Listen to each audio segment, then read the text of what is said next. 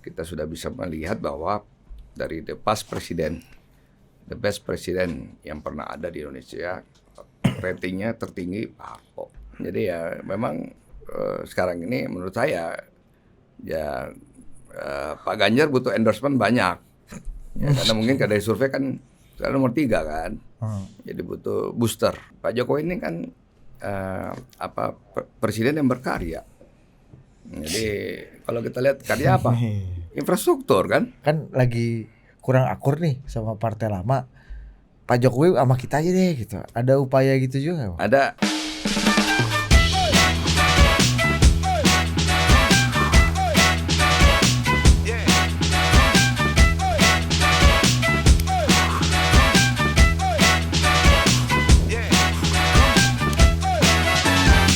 Oke, welcome to Total Politik dan kita sudah bersama The Legend. The Legend, yang The Myth dan orang ada indera penciumannya dianggap selalu paten. Iya. Dalam memilih posisi. Iya, tapi kali ini dia di tengah. agak konsisten nih. Iya sih, benar juga. Iya, konsisten deh, Bos. Padahal dalam bisnis itu kan konsistensi dan loyalty kadang-kadang menghilangkan opportunity. Itu teorinya tuh kan. Iya. Tapi abang ini konsisten nih. Bang Erwin Aksa.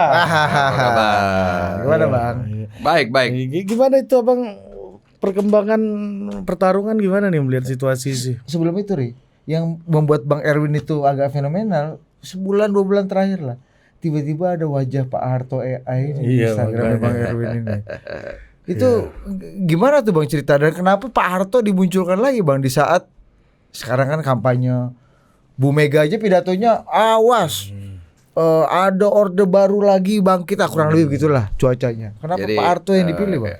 Itu generative AI yang saya ingin perkenalkan dalam politik ya. Dan di AI sekarang ini kan sudah maju perkembangan, ya namanya dunia AI itu sudah maju. Ada generative AI yang bisa kemudian merekayasa suara, kemudian bisa juga membuat body atau muka dan sebagainya bisa mirip ya dan sama. Jadi itu perkembangan teknologi dan itu luar biasa bahwa anak-anak Indonesia kita hebat-hebat dan mampu bisa membuat generative AI itu luar biasa. Dan kenapa Pak Harto? Karena Pak Harto itu presiden terbaik yang pernah ada di Indonesia, Pak. Hasil penelitian dari internal saya dan kami ya di Golkar. Bahwa dari seluruh presiden yang pernah ada, Pak Harto adalah presiden terbaik yang pernah ada di Indonesia. Jadi tidak ada presiden yang melebihi kehebatan dari Pak Harto. KPI-nya apa itu, Bang? Kenapa? Yang jadi terbaik itu. Macam-macam. Jadi kita sudah melakukan penelitian kuantitatif dan kualitatif. Jadi kita sudah bisa melihat bahwa dari the best president yang pernah ada di Indonesia, ratingnya tertinggi Pak Harto. Dan itu masih melekat dengan Golkar. Kalau kita tanya Golkar, ingatnya top pemain masyarakat adalah Pak Harto, kuning, beringin, partai tua. Jadi semuanya dari penelitian kita dan banyak sekali pesan-pesan Pak Harto yang kita pasti ingat. Bahkan karya-karya Pak Harto masih ada sampai hari ini kan. Ada Puskesmas, ada Posyandu, ya. Dan itu semua masih berlanjut sampai hari ini. Ya, termasuk juga sembako kan. Istilah sembako zamannya Pak Harto. Sampai hari ini kita tahu sembako. Jadi dan Pak Harto pernah swasembada pangan, irigasi dibangun, bendungan dibangun, transmigrasi. Kemudian sekarang transmigrasi sudah jadi kota ya. Dan itulah keberhasilan yang masih diingat oleh masyarakat kita. Itu yang saya ingin sampaikan. Kenapa Pak Harto kemudian tentunya Pak Harto itu adalah presiden terbaik yang pernah ada di Indonesia. Nggak takut kehilangan market atau dituduh ingin melanggengkan Orde baru ini Bang? Ya Orde baru kan cuma 1 tahun kan. Pak Harto kan berkuasa 32 tahun. Jadi kan selama beliau berkuasa kan pasti ada hal yang terbaik yang sudah dibuat beliau pembangunan. Beliau sampai digelar sebagai Bapak Pembangunan Indonesia kan. Nah, beliau sebenarnya tahun 97 kan sudah menyampaikan kepada Golkar pada pidato politik beliau di ulang tahun Golkar Oktober 97 bahwa beliau sebenarnya ingin lengser ya. Tapi waktu itu kan rame-rame ingin mendorong beliau lagi majunya kan, terus kemudian Maret Mei beliau kan bukan di-impeach ya. Berhenti Dan menyerahkan bye-bye kepada Pak Habibie kan. Tidak ada impeachment waktu itu. Jadi menurut saya ya kita tahu juga Golkar punya catatan masa lalu. Nah ini yang ingin kita sampaikan juga bahwa Golkar itu harus menjadi partai ke depan. Looking forward ya, melihat ke depan, bukan melihat ke belakang lagi. Ada catatan kita perbaiki, ada kekurangan kita perbaiki, ada yang tidak benar, ada yang salah kita koreksi. Nah, Golkar ke depan harus sudah bisa bertransformasi, sudah bisa melihat ke depan. Kita sudah melihat bagaimana teknologi sudah maju, bagaimana perkembangan bahwa dunia sekarang ini dikuasai oleh teknologi, manufaktur dan industri-industri strategis. Jadi kita harus investasi di pendidikan lebih banyak. Bagaimana teknokrat itu kemudian menguasai lagi pemerintahan dan membuat desain kebijakan publik yang lebih bagus ke depan. Kan dulu selama Pak Harto kan isinya teknokrat. Jadi partai Golkar kan diingat dengan partai profesor, partai doktor, partai pekerja. Tapi kan bagi kelompok pro demokrasi kan itu kan masa-masa yang dianggap mengerikan, Bang. Dan Bang Erwin dianggap dengan melahirkan AI yang dibicarakan itu mengglorifikasi dan memunculkan ketakutan yang sama.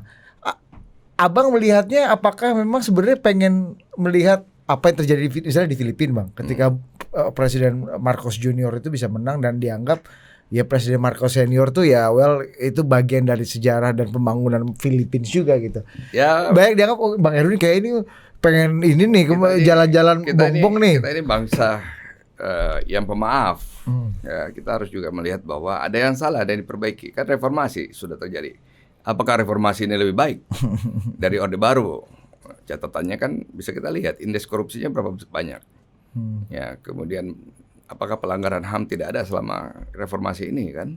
Hak tanah rakyat diambil, dirampas, ya kan? Banyak mutilasi, ya, kemudian macam-macam. Jadi reformasi ini juga menurut saya kita harus close chapter juga. Kita harus ganti era ke depan, ya, era Indonesia ke depan, gitu. Jadi bukan lagi reformasi, karena kan tiap hari kita reformasi juga. Yang namanya reformasi itu kejadian biasa, gitu. Jadi ya artinya menurut saya jangan terlalu dibesar-besarkan karena kita sudah tahu apa yang salah, kita sudah tahu apa yang benar, kan sudah ada produk konstitusi. Ya, presiden hanya boleh 2 periode, gitu. Jadi yang salah itu kalau terlalu lama berkuasa kan, dan kita juga ingin Indonesia semakin transparan. Nah kalau nggak transparan korupsinya tinggi. Gitu. Bang kalau dianggap seperti pidatonya Presiden kelima waktu itu, ini kekuasaannya wataknya udah seperti Orde Baru gitu. Abang setuju nggak sekarang? Ya sekarang kan rejimnya siapa hari ini? Nah rejimnya siapa hari ini? Kemudian rejim itu kan siapa yang paling banyak indeks korupsinya, contoh. Ya tentunya kan terasosiasi dengan rejim. Ini hari ini rejimnya siapa? Ya, jadi kita harus melihat bahwa jangan sampai salah menginterpretasikan bahwa Orde Baru itu hanya 1 tahun, 98. Gitu. Kan kita tahu juga dimulai dari krisis moneter. Inflasi tinggi, ya kan, masyarakat sulit. Nah, ada penyebabnya. Penyebabnya selalu ekonomi. Coba kalau ekonominya bagus, kan nggak terjadi itu 98. Jadi kembali lagi kalau ada krisis moneter, krismon, pasti ada social movement. Nah, jadi tahun 1998 itu adalah social movement. Jadi kemudian terjadi begitu, saya kira Pak Harto bijak. Beliau menyerahkan kekuasaan dengan baik ya. Jadi beliau juga nggak lari ke luar negeri kan. Beliau nggak kayak Marcos sampai harus lari ke Amerika gitu. Hawaii. Nah, kalau tuduhan kepada itu menguatkan tuduhan kepada Pak Prabowo yang dianggap sebagai mantunya Pak Harto dan isu Orde Baru ini Pak Harto lagi abang hidupkan kembali Ya, gitu. seiring sejalan nih barang ini dengan serangan wave-nya serangannya Ya biasa karena kan sekarang ini kalau saya melihat masyarakat ingin pemimpin tegas kan. Kembali lagi pemimpin tegas itu adalah memiliki military background. Military background kan cuma ada di Pak Prabowo kan. Dan kalau kita bertanya siapa yang Anda yakinkan melanjutkan program yang bisa yang berhasil dari Pak Harto, dari Pak Jokowi, itu adanya di Pak Prabowo kan. Karena masyarakat ingin pemimpin yang tegas, pemimpin yang bukan petugas partai gitu. Jadi kita boleh lihat bahwasanya masyarakat merasakan bahwa selama ini mereka tidak merasakan ketegasan itu. Nah, mereka ingin pemimpin yang tegas. Sehingga ke depan negara kita bisa kembali lagi mendapatkan ketegasan. Keadilan itu paling tinggi loh. Corruption itu indeksnya tinggi kan. Tetapi nuansanya berbeda-beda. Ternyata nuansanya ketidakadilan tinggi. Bahwasanya mereka merasa hak-haknya nggak nyampe. Nah, mereka salahkan kepala desa, mereka salahkan RT RW. Nah, itu persepsi korupsi namanya. Kemudian ngurus SIM, ngurus KTP pakai calo namanya. Jadi korupsi juga tuh kan. Nah, indeksnya tinggi, tapi bukan berarti yang ditahan KPK, di OTT. Tetapi persepsi publik terhadap corruption itu berbeda-beda. Jadi menurut saya butuh pemimpin yang tegas untuk menyelesaikan hal-hal seperti gitu. Jadi kalau tidak tegas, ya negara tidak bisa terarah. Dan tuduhan Orde Baru itu gimana menurut Pak? Kenapa? Ke Pak Prabowo. Ke Pak Prabowo. Ya Bagian kan dari elit lama. Pak Prabowo kan ya berada pada saat itu kan dan terasosiasi kan, ada asosiasinya. Kemudian Pak Jokowi adalah melanjutkan ya, artinya Pak Prabowo ingin melanjutkan program Pak Jokowi kan. Nah ya boleh-boleh saja ya namanya attacking, tapi kan masyarakat melihat selama 10 tahun ini dipimpin sama rejimnya siapa gitu. Nah rejim itu adalah rejim yang berkuasa. Ya berkuasa. Kan Pak Jokowi kan petugas partai. Jadi kan beliau cuman part of the party gitu. Jadi ini rejimnya siapa? Rejim yang berkuasa siapa? Yang super power siapa gitu. Agak halus nih. Iya. Jadi yang terzolimi dan dizolimi ini siapa nih pada konteks ini Bang? Bang, ini kita berbicara lawan-lawan yang berhadapan-hadapan sama Bang. Salah satunya yang orang Jakarta juga, tinggalnya di dapilnya Bang Erwin. Yang baru muncul sekarang. Oh iya. Jokowi nggak bisa kerja. Anaknya juga bahaya karena nggak bisa kerja sama. Iya. Muncul nih Bang. Ya Pak Ahok. Gimana Bang melihat Pak Ahok nih? Kan dapil Abang itu kan. Iya, dan 2017 Abang berhadapan-hadapan. Dari sekarang berhadapan lagi nih. Ya itulah kita lihat bagaimana politik kan. Kadang dia sama satu, kadang dia pisah lagi gitu. Jadi ya memang sekarang ini menurut saya ya Pak Ganjar butuh endorsement banyak. Ya, karena mungkin dari survei kan sekarang nomor 3 kan. Jadi butuh booster. Sebanyak-banyaknya untuk ngedongkrak gitu kira-kira. Tapi ya masing-masing punya strategi lah gimana. Tapi kembali lagi bahwa kondisi hari ini antara melanjutkan program Pak Jokowi dan nuansa baru itu penting. Bahwa masyarakat ingin melihat siapa yang bisa menyelesaikan masalah sembako mereka. Siapa yang bisa menciptakan lapangan pekerjaan lebih baik. Siapa yang paling bagus dalam mengelola pemerintahan. Ya, terus siapa di antara mereka yang sering bisa memberikan bantuan kepada masyarakat. Ada 4 hal yang empat isu yang besar ini nih. Siapa yang bisa menciptakan lapangan pekerjaan, ya? Siapa yang bisa menurunkan kenaikan harga-harga sembako masyarakat? Siapa yang paling baik bisa memimpin pemerintahan ini atau paling dianggap experience mengelola negara ini? Ya, terus kemudian siapa yang terbaik untuk bisa menyelesaikan masalah-masalah mereka. Nah, kalau pendapat pribadi saya, yang terbaik diberikan kepada Pak Prabowo, peluang yang terbaiknya, karena beliau pemimpinnya tegas, asertif, gitu. Nah, jadi ketegasan itu terasosiasi lagi dengan military background. Pak Ahok nggak militer tapi kayaknya tegas tuh bang. Tegas, kenceng bukan hanya tegas. Iya tegas.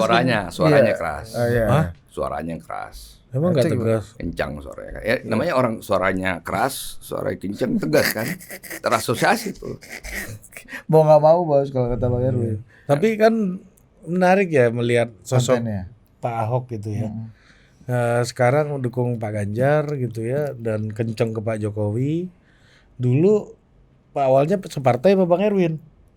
Di Golkar ya? Golkar. Sebelumnya lagi PIB. Biasalah suka pindah-pindah kan. Ya PIB pindah Gerindra. Golkar ya kan. Gerindra. Habis itu Gerindra jadi wakilnya Pak Jokowi. Karena PDI. Jadi ininya Pak Prabowo juga sekarang PDI dan bilang bahwa Jokowi yang Berkontribusi lah. masukin ke penjara bang. Ini kan Jadi karena dia cerita, kan Pak Jokowi yang bikin lu jadi komut gitu, jadi komisaris. Oh dia juga yang bikin gua masuk Jadi gitu. napi, Jadi ya. napi. Ya.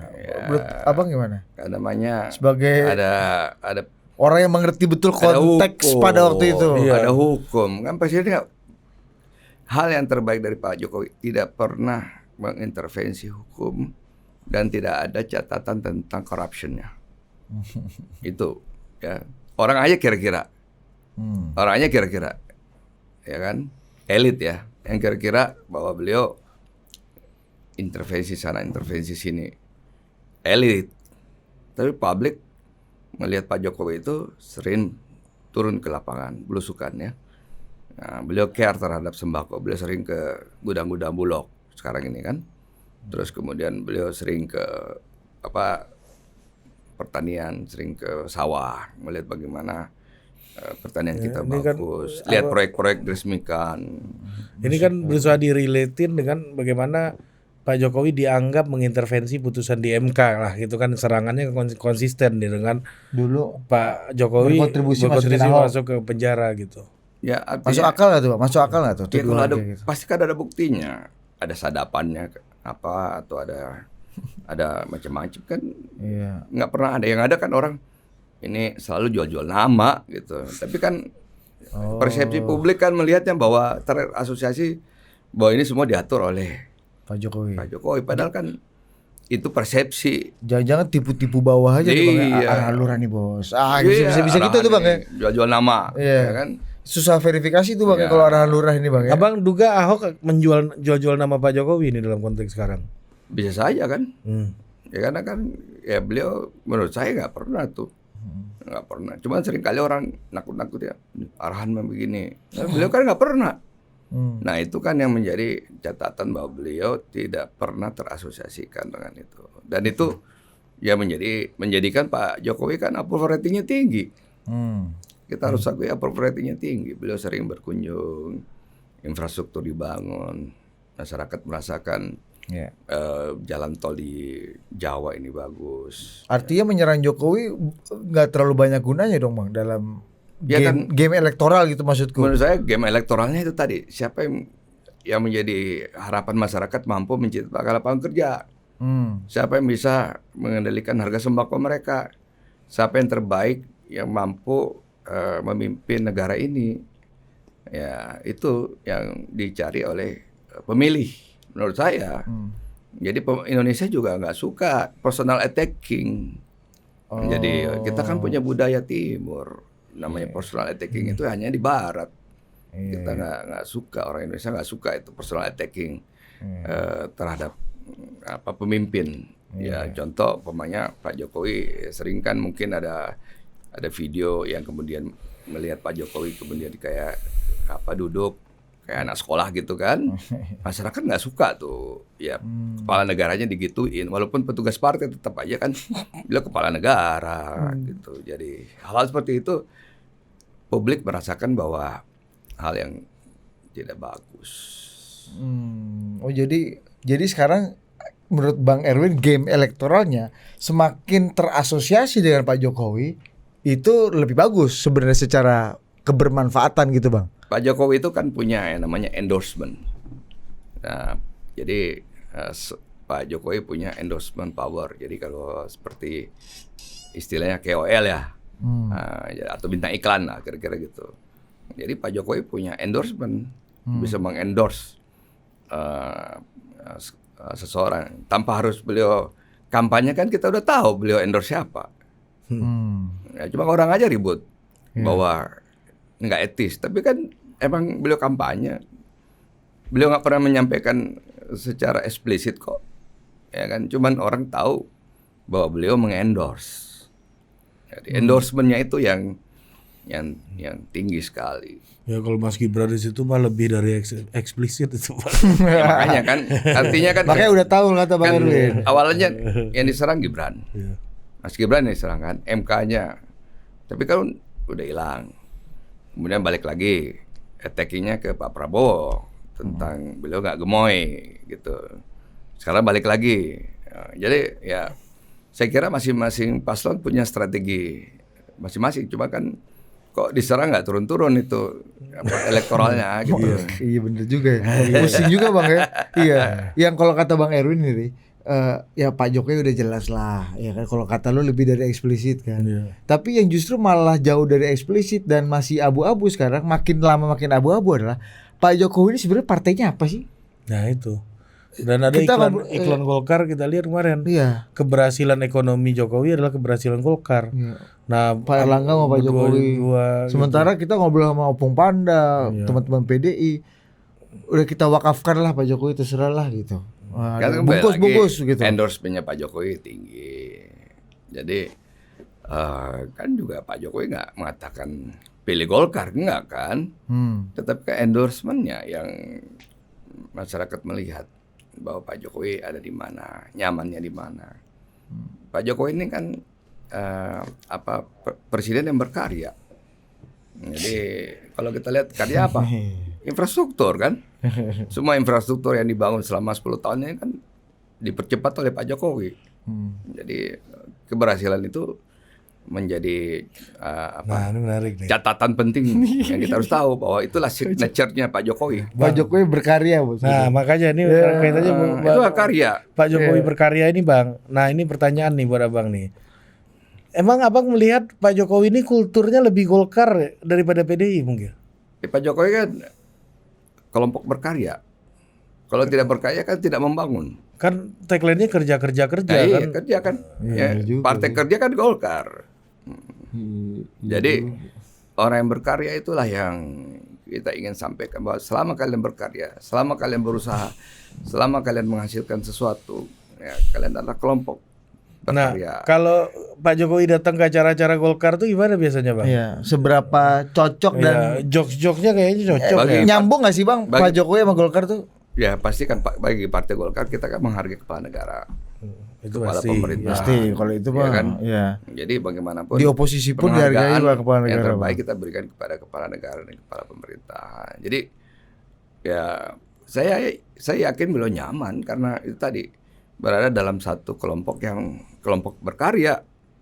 Di mana kita berpikirnya bagaimana pembangunan, bagaimana kesejahteraan masyarakat dipikirkan, ada masalah sembako lagi naik, bagaimana lapangan pekerjaan lagi sulit sekarang ini. Ya, jadi ya pemikiran kita kan itu. Tapi kan gini Bang, Pak Jokowi ini kan kultur marhen Bang, yang bertahun-tahun orang PDI ya, belum tentu kultur marhen, tapi orang PDI yang bertahun-tahun itu berhadapan-hadapan sama Golkar terus. Meskipun gitu loh. Pak Jokowi itu kayak Bang Erwin, HIPMI dulu kan. Iya kan, Iya, Pak iya, Jokowi Bang. berusaha dulu Bukan kan. Kanda. Kanda Dinda ini Iya. kan dulu. Nggak Main tahu. Kanda. Pak Jokowi mungkin dulu KTA Golkar juga zaman dulu kan, kita nggak tahu. Ini Bisa, baru bener mungkin juga. baru bisa lagi saja. hipotesis ini nih. Iya. kan. Bisa saja, Kenapa karena Bang ada hipotesis kayak gitu? beliau masuk PDP waktu mau jadi wali kota aja kan. Hmm. Apakah kader yang berkarir dari bawah kan nggak juga mungkin kan. Beliau nggak di pengurus. Yang berkarir dari bawah Mas Mas Ganjar. Ganjar. Kalau Mas Ganjar beda nggak sama Pak Jokowi, Bang? Ya kan Menurut berkarir, pernah jadi wakil rakyatnya PDP. Kalau Pak Jokowi berkarya. Kan dari Kalau pengusaha Mas langsung loncat jadi wali kota. Ya kalau Mas Ganjar berkarir, Pak Jokowi berkarya kalau kata Bang. Berkarir dong. Kan dulu beliau pengusaha, terus loncat jadi wali kota Solo kan. HIPMI ini Bang ya. Nah, HIPMI, Kadin. Nah, Ini rekornya lebih mirip sama Abang daripada sama Mas Ganjar Pak Jokowi ini kayaknya ya. Iya ya Bang, iya ya bener juga ya. iya, iya kan. Ini kan bicara kultur dan ekosistem politik, kan Bang. iya. Artinya beliau kan pemikiran beliau kan adalah kekaryaan, karya kekaryaan. Bang, izin Bang. Ini kita untuk memberikan contoh yang agak mikro dikit nih. Abang sebagai orang Golkar dia, top of mind politisi PDI yang paling gampang Abang komunikasi siapa? Yang paling gampang berkomunikasi. Kalau kita bicara ekonomi, Iya. saya mau tanya, ada nggak politisi PDP yang mengerti ekonomi? Ya Pak Jokowi ya. Pak Jokowi doang kan? Ini beneran kan Bang? Iya. Abang? Iya kan? Iya bener juga pas Iya. lu nanya ke gue juga. Siapa ya? Ya Kiangi paling. Pak Kwik udah enggak ya. Jadi kepala sekolah Iya Pak Kwik. udah beda ya. Siapa ya? Jadi kita harus bicara. Industri Arif Budimanta. Arif Budimanta. Ya nggak tahu Bang Arif kan gagal. Jadi kita harus bicara bahwa Ekonomi pelaku real ya Bang, ekonomi real ya Bang. Yang Bisnis, berkarya, ya. entrepreneur, orang-orang yang tentunya punya keterampilan, Pak Gubernur. bagian daripada kelompok berkarya. Effendi Simbolon ya. Oh iya Fendi Simbolon mungkin ya yang paling ini ya. Nggak tahu, Bang lawyer Fendi. kali dia. Bang Fendi kan pengusaha juga kan? Nah, pengusaha ya. Tapi kan sekarang udah nggak maju lagi dari PDIP kan. Iya. Oh iya dapil abang ya. Dapil abang dia kan harusnya kan Bang ya. Kata Bang Erwin, mantap hilang satu saingan. Iya kan harusnya dapil abang kan Bang Jakbar Fendi ya, kan. Bang Erwin Jakbar ya? Jakbar Utara. Iya kan? Tapi bener juga Bang. Iya. Oh? Bener ya. Orang PDI yang maksudnya yang kultur ekosistemnya sama kayak kalau di Golkar kan kayak Abang nih banyak nih. Ya. Mayoritas entrepreneur, kayak Bang Erwin juga. kan entrepreneur, orang organisasi Ngerti ekonomi, bisnis, ya kan? Ya. pialang saham ibaratnya gitu kan. Iya, yang hidup dalam terkoneksi dengan capital market gitu. Bankable. Pak gitu. JK. Bankable. Coba Pak JK. Pak Ical. Pak Ical, Pak Habibie, ya kan. Iya, Jadi semuanya kan dari kelompok yang berkarya. Kultur yang teknokrat lah ya. teknokrat ekonomi. Iya. Pak Jokowi lebih Abang lihat ekosistemnya sebenarnya lebih dekat ke situ atau Iya, beliau begitu kan. Artinya berkarya, tetapi kan beliau berkarya tetapi juga mengimplementasikan program sosial. Nah, jadi Indonesia ini kan harus mengimplementasikan program ekonominya, di satu sisi juga harus mengimplementasikan program sosialnya. Kalau Pak Prabowo udah jelas kekaryaan itu kan. Golkar Ya, Golkar lama karya, kan. iya kan. Iya, Artinya makanya saya sampaikan tadi bahwa masyarakat memberikan harapan besar kepada Pak Prabowo tadi untuk bisa menciptakan lapangan kerja, untuk bisa menaikkan harga yang terbaik, bisa memerintah atau bisa menjadi pemimpin bangsa. Jadi harapannya besar sekali kepada Pak Prabowo. Abang lihat sekarang di DPP Golkar, Abang kan wakil ketua umum gitu. Itu berusaha juga nggak sih Bang selain tadi AI-nya Abang berusaha mengasosiasikan Pak Jokowi dengan Golkar gitu. Salah satunya tadi kesuksesan ekonomi Jokowi karena tadi Abang basisnya kan basis infrastruktur, inflasi terkendali, pertumbuhan macam-macam lah, ada statistik itulah ya. Dengan kesuksesan Golkar gitu. Ya, sekarang Ini apakah strategi yang dilakukan secara sadar dan ini Bang? sebenarnya kan yang ingin kita sampaikan intinya bahwa pesan, kalau dilihat dari video itu kan pesannya yang kita harus lihat. Dalam politik itu adalah pesan, message. Ya. Nah, kemudian kita lihat bagaimana generative AI itu bisa dibuat oleh anak-anak Indonesia. Nah, kemudian orang kemudian tidak melihat pesan itu, kemudian melihatnya hanya Orde Baru doang. Itu kan melihat karena Pak Harto. Tapi kalau dinonton baik-baik video itu kan di situ ada pesan yang ada dalam video itu, bahwa bagaimana sembako harus distabilkan, bagaimana pembangunan itu harus berkelanjutan. Nah, bagaimana Pak Harto bangun irigasi, Pak Jokowi juga bangun irigasi. Ya. Pak Harto bangun bendungan, Pak Jokowi juga bangun bendungan. Pak Harto bangun tol, Pak Jokowi bangun tol juga. Nah, Pak Harto swasembada pangan, Pak Jokowi juga swasembada pangan. Jadi kalau kita lihat apa yang dikerjakan oleh Pak Harto, menurut saya mirip yang dikerjakan oleh Pak Jokowi. Suka belusukan juga Pak Harto zaman dulu kan. Jadi cuman belum ada sosial media aja zaman dulu, cuman TVRI. Iya. Jadi sumber informasi itu hanya dari TVRI dan koran Kompas. Iya, itu pun kalau pencapir kan yang kita lihat. Kalau pencapir. Iya, bener. Terlalu serius ya kan. Gitu. MC dan moderator Harmoko. Zaman dulu. Tapi kan dulu harga-harga diumumin di radio loh. Iya. Ya kan dulu harga-harga terkendali karena diumumin di radio, transparan kan. Harga cabai ini di pasar ini sekian. Iya. Nah sekarang mencoba gitu nggak Pak? Maksudku gini, mendekatkan lagi secara sadar, udah Pak Jokowi kita ambil deh, kan lagi kurang akur nih sama partai lama. Pak Jokowi sama kita aja deh gitu. Ada upaya gitu juga Pak? Ada, ya kan Pak Jokowi kan pasti juga nyamannya di mana. Dan beliau kan orang yang punya nilai-nilai kekaryaan.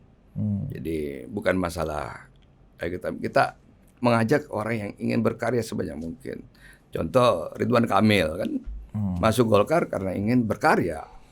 Jadi saya kira banyak yang kembali ke Golkar hari ini karena merasa bahwa Golkar ini adalah partai yang berkarya. Rumah mereka dulu kan banyak keluar dari Golkar kan, di reformasi 98. Kemudian bikin partai. Nah, sekarang kan balik lagi ke rumah induknya gitu. Nah, Bang, ini ada yang terbaru nih, Bang. Mas Anies bilang, masa pemerintah punya saham bir gitu. Ini soal PT DLTA di DKI ini loh, Bang. Delta. Ya, ini perusahaan bir mau dijual nilainya 1 triliun. Mending kita bangun sekolah dan lain-lain. Tapi ketika jual itu saham itu ditolak terus sama DPRD di DKI, Bang.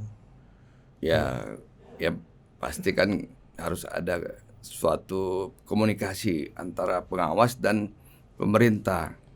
Ya namanya DPRD itu kan pengawas, dan juga kemudian pemerintahannya waktu itu Mas Anies sebagai gubernur.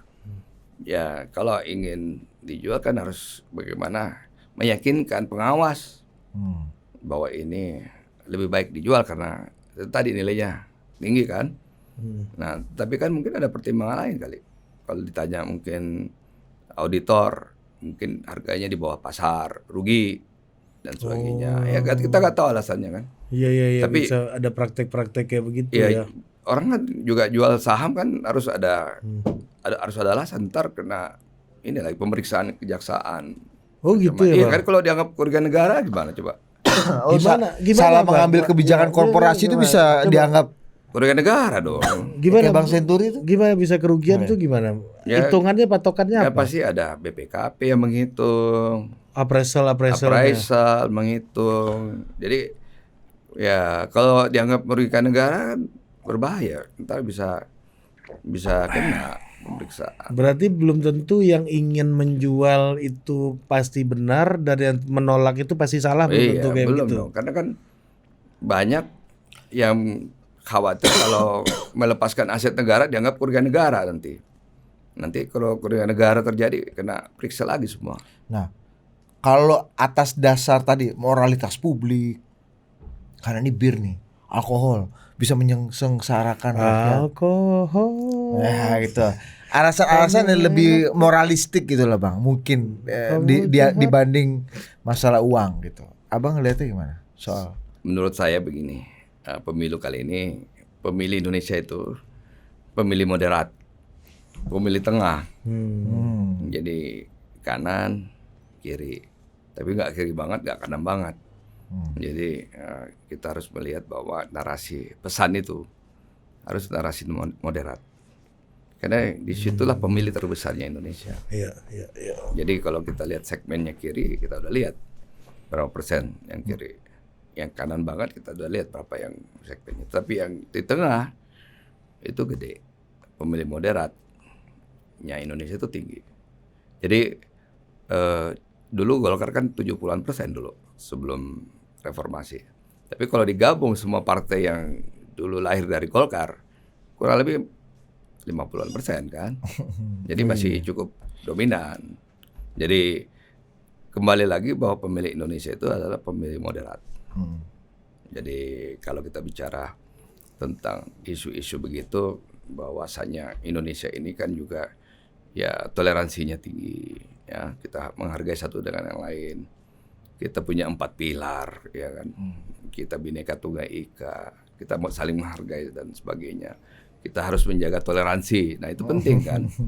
Nah, bagaimana coba kalau Bali dilarang macam-macam kan pasti turismenya turun nanti Bali itu. Iya, jadi lakum dinukum waliyadin aja Bang ya. Iya. Jadi kembali lagi bahwa pemilu ini adalah pemilu di mana mencari pemimpin yang moderat. Ke tengah. Nah, tengah. Jalan tengah. Emang ada yang ekstrim Bang dari 3 kandidat sekarang? Ya, pasti kan kalau dari 3 kan ada satu yang kiri, ada satu yang kanan kan di tengah ada satu. Ini masalah penempatan posisi ini kan. Iya. Nah, kita masuk ke isu. Lu masih ada pertanyaan? Udah. Ini isu yang agak lokal nih Bang. Soal Jakarta. Indikator Politik Indonesia baru merilis simulasi nama caleg DPR RI Jakarta Dapil 3. Ya kan? Saya bacakan nih, ya kan? Ini sorry nih, ini ada kompetitornya Bang Erwin namanya di sini, saya bacakan nggak apa-apa ya Bang ya. Yang pertama itu Ahmad Saroni, incumbent 10,9%. Kedua ini incumbent juga Adang Darajatun dari PKS ya, 7,3%. Charles Honoris 6,9%. Incumbent semua. Incumbent. Nah, ada 2 pendatang baru nih, Bos. Siapa tuh? Peringkat 4 dan peringkat 5. Siapa? Erwin Aksa 6,7, Ahmad Zaki Iskandar 5,2, Bos. Iya. Siskris enggak ada? Ini satu partai nih, 2 nih. Ya kan Bang Zaki sama Bang Erwin kan? Iya. Bisa berurut-urutan nih. Dua-duanya tokoh nasional. Iya, kerjanya paten juga Bang ini kan. Iya kan? Nah, yang ya kalau Saroni mengklaim paling gede di sini, kalau Bang Zaki digabung Bang Erwin lebih gede Bang Zaki sama Bang Erwin digabung gitu sebenarnya gitu. Iya kan? Terus ada peringkat ke-6 itu Grace Natali Luisa. Nah, ke-7 paten nih, Bos. Wakil Gubernur, Bos. Siapa? Riza Patria. Oh, Bang Riza. Iya. Terus Darmadi Durianto 2,9. Incumbent juga ya, Bang ya. Oh, incumbent semua nih. Cuma 4 nih baru nih ya. Sigit Purnomo baru. Sigit Purnomo tuh Pasha. Pasha. Ahmad Fauzan 2,2, Sigit Purnomo 1,7. Oke. Nah, gimana Bang merespon hasil survei ini ya? Memperlihatkan ada 2 pertanyaan sebenarnya, Bang. Pertanyaan pertamanya adalah kompetisi eksternal ya, kalau hitungannya berdasarkan suara personal kayaknya nama Abang masuk lah gitu kan. Ada berapa kursi sih Bang Jakbar tuh? 7 ya? 8. Oh, paten ini 8 masuk nomor kan. 4 mah ya. Udah peringkat 4 nih kalau di surveinya indikator kan. Nah, jadi pertanyaan pertamanya adalah apakah Golkar sebagai partai itu udah targetnya dapat kursi atau memang udah masuk ke kemarin itu Partai Golkar gak ada kursi di sana. 2019 kita kehilangan kursi. Terakhir itu Tantowi Yahya. Oh, Bang Tanto situ ya. 2014. Terus 2019 pemilihan lalu Golkar kehilangan kursi di dapil itu. PDIP 3, yang lain kebagian 1. Jadi artinya bagaimana Golkar punya mengembalikan kursi-kursi dari setiap dapil itu kembali gitu. Ini memang targetnya Buyback. ambil alih kursi 1 berarti ya. Ya, yang kedua kan kita harus mengembalikan lagi bahwa Golkar dekat dengan rakyat. Golkar itu sebenarnya punya kekuatan di akar rumput. Kalau di daerah lain kan Golkar punya infrastruktur di pedesaan. Ya, kalau ini perkotaan. Jadi Golkar ya kembali lagi seringkali di urban, di kota itu kita tidak terlihat. Nah, tetapi di luar kota, di pedesaan, di kabupaten itu Golkar kuat. Nah, kita harus melihat bahwa sekali lagi bahwa Golkar adalah partai yang kemudian sekarang ini bertransformasi menjadi partai modern, bukan lagi partai tua, tetapi partai yang lebih Tapi forward, ada lebih ke depan. target personal gitu ada nggak Bang Erwin? Maksudnya gini, kalau kayak Ahmad Syahroni kayaknya sebagai incumbent yang rame, yang gila-gilaan di medsos, kayaknya dia butuh monumen-monumen nih di Jakarta Utara ini. Abang gimana melihatnya?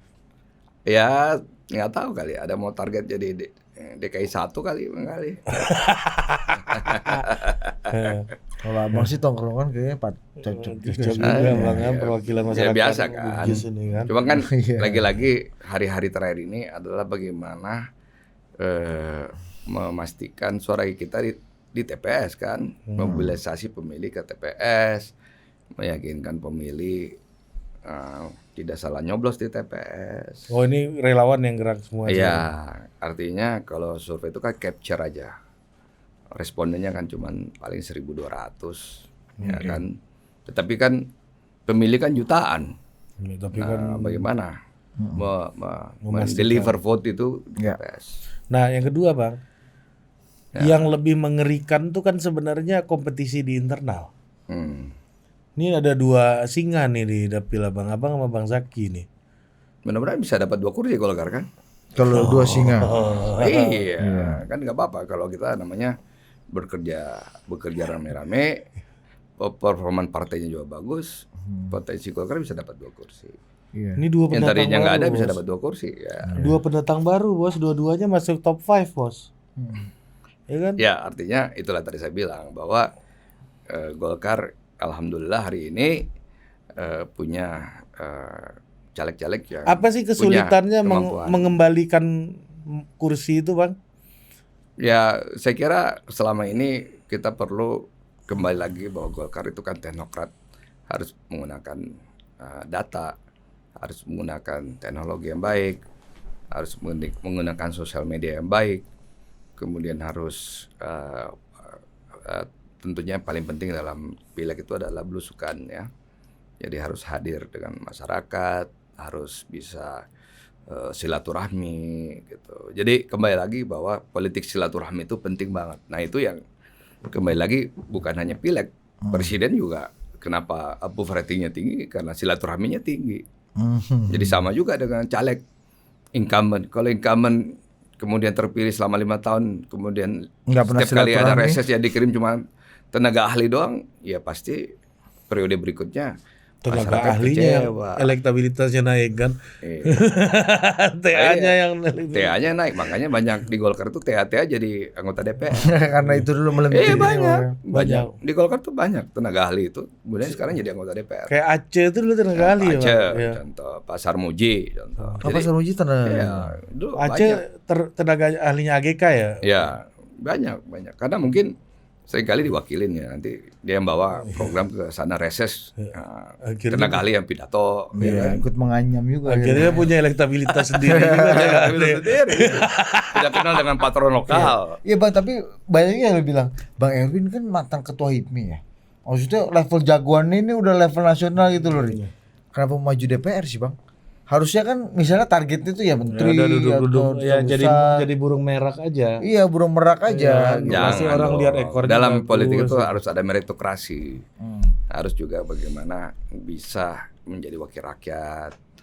Ya, jangan ujuk-ujuk terus kemudian jadi eksekutif. Jadi harus juga mengerti bagaimana bisa menjadi legislator. Baru abang loh Membuat kayaknya loh. undang-undang, mengawasi pemerintahan. Nah, ya banyak lah HIPMI teman-teman saya kan tiba-tiba loncat. Nah, tapi kan tidak memiliki meritokrasi, tidak punya jenjang karir dalam politik itu harus turun ke bawah gitu. Tidak bisa di atas doang. Kalau di atas doang mana tahu persoalan rakyat. Ini paling enggak nih Bang ya. Ketua HIPMI ya Ketua Bang. HIPMI, Iya. Iya, Maju mana tahu Bang. mana ketua HIPMI tahu persoalan masyarakat di Jakarta Utara, airnya nggak ada, air bersihnya nggak ada, kan beda. Kalau Abang udah ngalamin tuh di situ Oh kan. iya, kasihan deh Paling masyarakat ketua- nggak ada air bersih di sana. Iya, Kan. iya ketua HIPMI. Mau masuk sekolah aja susah. Iya. Bang tapi bener Bang. Ketua HIPMI nggak ada yang jadi anggota DPR ya Bang? Mantan Ada, ketua. ada, Siapa? Ada, artinya anggota HIPMI ada. Enggak, bukan Anggota, ketua. Oh, ketua nggak ada. Ketum. Nggak ada. Ya kadang kan Yang kita tahu ketua kan- HIPMI kan Kalau anggota ketua ini HIPMI banyak. ini kan mimpinya ntar habis ini gue jadi menteri. Nah iya maksudku itu kan ini di Jangan. back mind-nya gitu kan Bang. Harus Bang berubah Sandi, mindsetnya. Bahlil. Kalau ingin Wah, Pak berpolitik, Lutfi. berkarir dulu jadi legislator. Di luar negeri kan jadi senator dulu, jadi kongres dulu baru jadi seseorang, jadi gubernur, kan nggak ujuk-ujuk loncat. Iya sih apa namanya? Donald Trump aja kali dari pengusaha langsung jadi presiden tuh. Iya benar. Siapa namanya? Siapa? Paling yang HIPMI daerah yang jadi anggota dewan. Banyak, Paling kalau HIPMI ketua daerah. HIPMI daerah. Banyak. Iya kayak Dede Ketua, gitu kan, Dede ketua. Indra tuh. Ketua Iya, Golkar banyak. daerah, kemudian jadi bupati ada Ketum banyak. Bang. Ketum ini kayaknya Abang aja ya. Maksudnya yang mau ini kan berpeluh-peluh nih Bang. Jadi anggota DPR Kerja. kan ya. Iya Bang, ibaratnya ini kerja-kerja Iya. nggak bersih lah kalau. Dinda Abang aja belum tentu mau nih berpeluh-peluh kayak Abang nih Bang. Iya. Kalau saya udah biasa dong, karena ya saya dulu ngurus sepak bola kan, saya berkomunikasi sama supporter, pergi makan ikan bakar di bawah gitu. Jadi ya kita harus tahu bagaimana persoalan masyarakat. Kalau kita mau tahu ya kita kunjungin, kita dengar aspirasinya kan. Oh ini kebiasaan lama nih berarti ini. Kebiasaan lama saya Tapi- kan gitu. Tapi Abang nggak merasa menurunkan marwah ketua HIPMI? Ketum ini? HIPMI loh Bang. Ya kenapa kan ketua HIPMI itu jabatan doang kan. Iya. Habis ketua HIPMI ya kita jadi orang biasa lagi. Ya kita harus kembali kepada rakyat lagi gitu. Iya sih. Makanya kekuasaan itu sementara, nggak abadi kan. Ini pesan buat ketua-ketua HIPMI ini Iya, Bang, silakan lu jangan Bang. malu. Ya, Iya, kasih pesan Bang buat Dinda. Dinda Abang ini yang gua kan ketua HIPMI, masa gua cuma DPR atau Iya, masa- DPRD atau bisa di level lokal, masa gua DPRD aja. Iya, gua Itu. harusnya jadi wabub minimal lah gitu Kan kan. dong. kelas tuh Bang, ya kan udah gini kan. Wah, minimal gua jadi wakil bupati lah Iya, gitu kan. coba Bang Dinda nih Bang. Makanya Kasih ingat. itu yang selalu saya tanamkan waktu saya jadi ketua HIPMI. Harus ada meritokrasi, harus menjadi teknokrat juga. Jadi seangkatan saya nih, ya alhamdulillah ada yang menjadi anggota dewan banyak. Ada sekarang Silmi Karim tuh Dirjen Ya. Imigrasi itu seangkatan saya tuh. Jadi mereka berkarir dari bawah. Jadi itu yang kita tanamkan di HIPMI bahwa harus ada meritokrasi berjenjang. Dan bertarung di legislatif ini bagian dari proses meritokratik itu. Meritokrasi. Iya, untuk memahami dunia politik. Kalau jadi menteri ya syukur. Misalnya alhamdulillah misalnya kan. Kalau langsung jadi menteri. Iya, tapi kalau enggak ya proses penting juga. Ya, harus loh. Itu kan, Bang. Karena ya standarnya udah ya. ya, gitu. kalau kata abang-abang saya dulu gitu Bang, abang mau jadi menteri Bang? Enggak Dinda, yang penting perilaku mengarah dulu.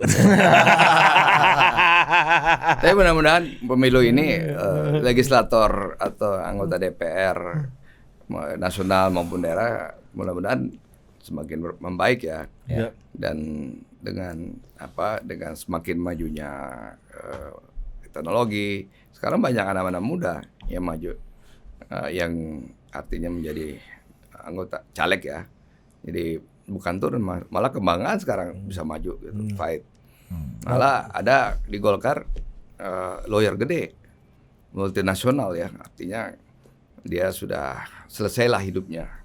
Saya tanya kenapa mau nyalek. Saya bilang saya mau kembali ke kampung saya ingin berbuat ke kampung saya. Saya udah cukup, saya sudah punya ekonomi saya sudah cukup. Saya ingin berbuat buat kampung saya. Jadi banyak artinya yang kita nggak bayangkan dulu, yang tadi suka artinya mereka adalah superstar, rockstar Iya, gitu kan. burung merak Bang. Nah, burung merak. Terus kemudian mau turun, saya tanya, ya karena ingin berbuat. Nah, itulah golongan karya. Kita ingin membuat, kita harus selesai dulu urusan ekonomi kita, urusan pribadi kita harus selesai dulu. Makanya kalau nggak selesai urusan pribadi, ya jangan coba-coba jalek. Kemarin Pak Bahlil sini bang, cerita Bang Bahlil, abang benar mau ngambil oli Golkar. Oh kemarin itu benar. Kalau sekarang mau ambil lagi gimana? Wah, kalau sekarang udah nggak perlu, surveinya udah naik. Begitu jadi bang. Gimana bang melihat Dinda bang? Ya Golkar kan juga punya aturan main. Dinda bang itu kan. Golkar punya meritokrasi juga. Di Golkar juga menghargai meritokrasi. Jadi harus punya kontribusi juga kepada partai. Apa karya tokoh ini terhadap partai. Kalau nggak ada karyanya terhadap partai, bagaimana konstituen menilai kan? Iya. Ya memang kalau kemampuan itu harus berbanding lurus dengan kepantasan ini bang ya kan? Harus dianggap publik pantas dulu kan kontribusi. Makanya mengarah dulu Dinda. Ya mengarah kontribusi dulu. Nah, makanya mengarah perilaku mengarah. Bang Iya. terakhir kontak Pak JK kapan bang? Kenapa? Kontak-kontakan sama Pak JK kapan bang? Kapan udah lama udah. Sejak dukungan Anies ini gimana? Oh enggak lah, saya kan sibuk di dapil. Nyalek saya bagaimana? Kalau nyalek itu harus fokus. Kalau Mas Anies maju putaran 2 lawan Pak Prabowo masih mungkin dukung Mas Anies ya, Bang? Kenapa? Kalau Mas Anies maju putaran kedua bersama Pak Prabowo, vis a vis dengan Pak Saya Prabowo. kan di partai sebagai wakil ketua umum, jadi saya kan punya kewajiban untuk memenangkan apa yang diusung oleh partai kan. Jadi partai saya kan, tetapi kembali lagi bahwa kalau terjadi putaran kedua, kan kagak. ya kan, saya pamit, saya mengajukan surat pengunduran diri waktu itu. Oh iya bang mundur ya waktu itu. Saya mundur, jadi saya punya etika lah. Iya saya kalau harus sekarang mundur. kalau udah masuk DPR masa mundur bos, gila aja ente. Kalau kemarin kan nggak maju pilek. Tapi kan saya tidak menjadi sebagai curkam waktu itu. Saya tidak. Iya, tapi orang tahu abang yang punya pengaruh lah gitu. Nah, itu dia kan masalahnya orang tahu aja Bang. Tempat Indra benci apa? Tempat mengadu ini. Tempat bersandar ini. Oke Bang Erwin, makasih banyak Bang. Thank you. Terima kasih banyak. Coba ada.